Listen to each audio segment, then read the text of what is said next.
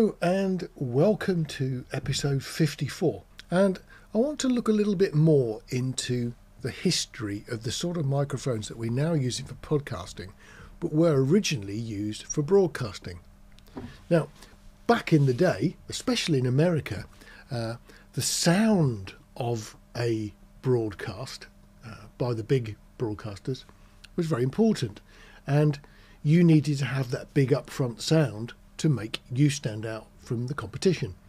And the big snag with broadcasting, and it's very similar to podcasting, is that it's a bit uncontrolled. So I use an SM7B here, and I use it quite a way away from my mouth because I actually like the bit of freedom of movement. Now, the snag with freedom of movement is if you use a cardioid microphone, and the idea being to avoid hearing the noises in the room, and my space here is pretty typical. There's a Blackmagic recorder sitting here on the desk in front of me, and it's only about twice the distance that my mouth is from this microphone. So a cardioid microphone that rejects noise to the back is pretty important. Now, the snag here is that means cardioid. So I've got an SM7B. I could just as easily have pretty well any cardioid microphone. But the reason I'm using the SM7B is because one of the most disturbing features of cardioid microphones is this thing called proximity effect. Bass tip-up, I've heard people call it too. But essentially, as you get closer to a cardioid microphone, it gets bassier and bassier. Now, that particular tone could be something that you'd like and want to maintain. But the trouble is, if you move away, it disappears. So a typical thing like an SM58 Shure microphone, it's a great mic. But if you put the basket on your lips and speak, you sound totally different than if you put the microphone 6 inches away and turn the volume up. So if you're a presenter and you're going to be moving about, turning your head, doing things like that, the worst thing you can have is a microphone that keeps changing its tone. I mean, we can fix changes in volume really easily.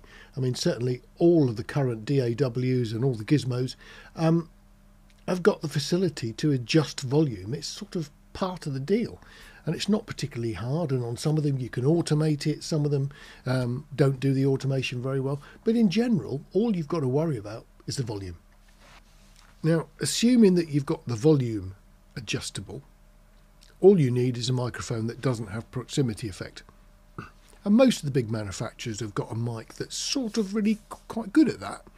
The SM7B was quite good at it. It's a bit of a clever design, and it keeps the capsule a little bit further away from your mouth by virtue of the length of the unit. So you actually can't get that close to it. It seems to work for sure. It does have a slight change in tone as you get very close to it, but it's pretty controllable. But the one I want to talk about today is the Electro Voice mic. Now, the Electro Voice RE20, which is this one, it's been about an awful long time. 60 years or so, I think, is about the way it goes. Now, realistically, what is it? It's a very strange shaped microphone, and it works quite differently to the SM7B. In this microphone, the actual length of the body here doesn't mean that the microphone bit is down this end, because with the Shure you've actually got this sort of mesh thing on the front, sort of a hard steel perforated sort of chassis part that makes the actual element a little bit further away, so you can't get your lips that close to it. With this, the actual business end really is up here. Now, they stuffed this particular end here full of foam, so it's pretty immune to sort of pops and blasts from your breath. But realistically, the microphone input is here. Now, if you look at some of the theory on how cardioid mics work, all microphones in their normal state, if they've got one little opening at the front, would be an omnidirectional mic. Now, cardioids need to have an entry from somewhere else at the back. And the theory behind it is that if you've actually got the main input at the front, but you let sound in from the sides or the rear, the things will cancel out at some stage, and you end up with the heart-shaped pattern we all know exists on cardioid microphones. So they become directional. So EV have got this thing called variable D. Variable distance is what they actually mean, because the aim, of course, is to make the sound there the same as the sound there. That's a great idea. Works great. And they actually do it on this one by some little ports at the side, and they're actually in tubes that run down the side behind where these slots are. And they are what allow in the sound from the sides and the rear. And that's where the cancellation comes from. So they've got these little, I suppose you could call them acoustic tubes. But essentially, they're little sort of tubular vents that let the sound in from a different place. On the RE20, they're actually external and they dangle down each side. On other designs that they do, the RE27 and the RE320, those little tubes are actually built into a slightly bigger microphone element. Same basic idea, works just the same, and in essence it really means that you can work the microphone here, you can work the microphone further away. The only difference will be volume. The other good thing, of course, is that if you're doing sort of chat like this, I keep turning my head, so you want a microphone that will allow you to do that without too much change to the sound. And these things are quite immune, so as long as you're actually in that cardioid pickup area, you can move the microphone like that, and the tone of it stays pretty much static, which is exactly what you want with a radio broadcaster. I mean, nowadays people get used to seeing us, don't they? So you can see what I'm doing, you can see if I'm paying attention, you can see what I'm doing, you can see me perhaps pressing the odd button. But on radio, of course, it means that they can reach across and they can get notes. They can reach across in the old days to grab the cartridges with the jingles on. So the actual person who's doing it can be actually quite physically moving about. And you don't hear it. That's the beauty of these sort of microphones. You don't hear it. So the size of these things annoys me slightly. It really means that this mount stays fixed. You can get posh mounts for them. And you can undo a little screw and you can rotate that around if you want to. The only real benefit, to be perfectly honest, is to get the little switch at the bottom into a more favourable place. All it really is a bass roll-off. So you've got a pretty flat response, or you've got the roll-off.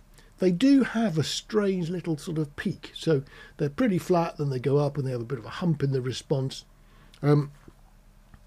They're also, I think the sensitivity is something like 1.5 millivolts, something like that. It's quite low, so they're not exactly a high output microphone, so using them at distance is the thing that people are a bit wary of. In all honesty, you could plug this into my Zoom recorder here. It doesn't have any problem at recording at a distance at all. It's quite nice. But on flat, they're good.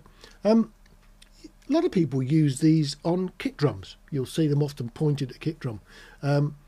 Again, because they have got this fairly even tone, despite where you're pointing it, it means that if you don't need to get it right up against the head of the drum like you do with some.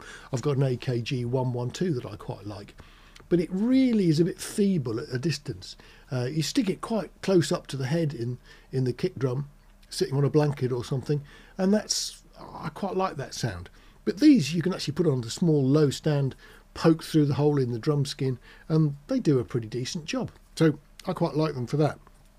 I think they're just a bit unmanageable when you stick them on a stand. People do love them, people sing into them, do all sorts of things with them, but I've favoured the SM7B, which I used to hate, don't forget. I mean, when I first had the SM7B, I just didn't like it. It had a very neutral sound, I thought. It didn't really do much. It wasn't particularly crisp, it wasn't particularly basic, it was just sort of okay. And then I discovered that I actually quite like that, so that's why I use the SM7B. And I could just as easily use this one. I've put them next door to each other. Now, what I'm going to do is just manoeuvre it slightly so that the fronts are the same distance from me. That's probably the most fair way to do this. So on the SM7B, the actual microphone is a little bit back inside the foam, but most people are going to use them judging the fronts of the mics as the place to be, and I think that's fair. So that's how I'm going to do this test. What I will do is do a little section where, I mean, you're hearing me from my usual distance here. So I'm going to turn the gain down. So to start with, what I've done is move myself in really close to the microphone, and I've got the gain set so that I can speak in my normal voice. So we're really close in. So if you pay attention to the tone of my voice, so we're listening to sort of the treble end versus the bass end, just the sort of how warm it is, I suppose. How warm, how precise, how much you can hear the P's and the B's that I'm speaking here. Now, if we then do this, and now I've gone back to my normal distance from the microphone, and what I'll do when I edit it is just adjust the two volumes so that the volume of the close one and the volume of the distance one were the same. I thought I'd do exactly the same thing with the Shure. So we'll go in quite close and see if we can do the same thing. Close in to distance, normalise it afterwards and see if there is a tonal shift. So now we're very close into the Shure. So we'll go from here on the Shure and come out to the normal speaking distance. So that's what you normally hear me on. So I think that's a reasonable test. So there we've got two microphones that are designed to do the same job, and they do it slightly differently. But in actual fact, all in all, both of these I would be quite happy using for this type of approach. I don't think there's a real difference, is there? What have we got then? A choice to be made. The Shure is cheaper. Oddly, EV do three different versions that look very similar. So the RE20, which is the most expensive one, and it's been used by broadcasters, as we said, for around about 60 years now. So it's not exactly a new design, but why fix something that's not broken? So you do tend to see RE20s used by people who have got this sort of quality conscious approach, and hopefully they bought the microphone because it does the best job for them. I'm not entirely sure everybody who buys an RE20 buys them for the quality. I'm pretty certain that some people just buy them for the look. The thing for me is that there are three different versions. So the RE20, which is about 500 plus in the UK, perhaps a little bit cheaper in America, where there are some bargains to be got. We don't get access to those bargains, and I guess shipping from the States to the UK is probably the biggest bugbear of these things. It costs money nowadays, doesn't it? So there's not going to be any cheap RE20s for sale in the UK. But there are alternatives like the 27, so the RE27 and the RE320. The 27 and the 320 share a common, more modern capsule design.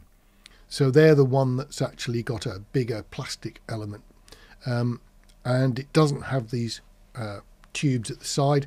It has their variable D tubes built into the housing. So it's a different thing altogether. The 27 has got loads of filters. The 320 can be switched into what they call bass drum mode. So in actual fact, it's a particular filter group that gives a bit of the sort of crack and the thump to a bass drum, adds a little bit of a peak presence where you need it. Things that you would probably normally do in EQ on a kick drum, the microphone has got a preset for that built in, which is a sort of fairly neat idea. The 320 and the 27 are a little bit cheaper. The 320 is the cheapest of the lot. But realistically, the sales of the RE20 have kept it going for 60 years. So they're doing a pretty decent job. I'm not sure a beginner could justify spending 500 quid on one single microphone. that is a bit limited. Limited purely in that it's only designed to do this couple of jobs. Kick drum on a stand, or it's designed to be on a boom arm or a boom stand like this one in front of a presenter. That's the big problem, is that they limit their use. I mean, you can't really handheld them. I mean, I suppose you could, but you wouldn't want to. They're pretty heavy, so you need to have decent mic stands. If you buy some of those cheap Angle Poised boom stands, the weight of the microphone just pulls them down because, it's just too heavy. But realistically, it's the sort of price that the broadcasters like. And most radio stations would certainly have some in their arsenal. There's preferences in broadcasters, oddly. Here in England, of course, we didn't really use that many EVs because being an American brand, we would choose something that was more homegrown years back.